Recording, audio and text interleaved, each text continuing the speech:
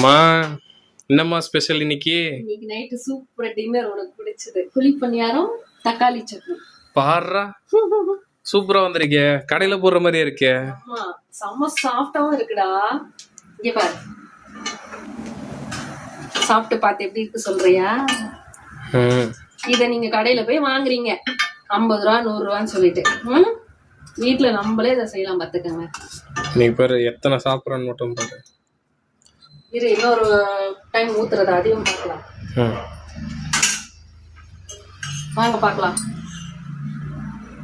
சும்மா ஒரு சொட்டு எண்ணெய் விட்டுட்டு மாவுல வந்து கடலைப்பருப்பு காஞ்ச மிளகாய் எல்லாம் தாளிச்சு கொட்டிடணும். தாளிச்சு கொட்டிட்டு ஒரு கரண்டி மாவு எடுத்து ஊற்றணும்.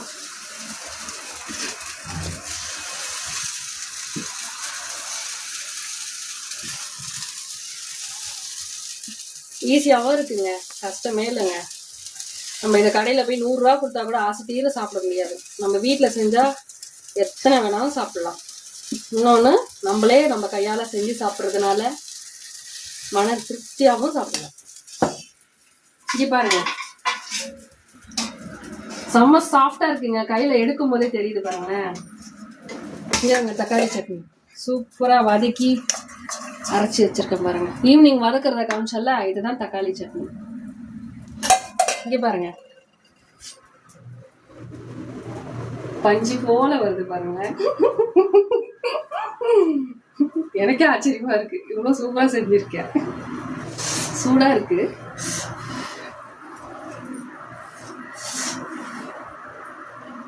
ஃபர்ஸ்ட் உங்களுக்கு சாப்பிட்றீங்களா?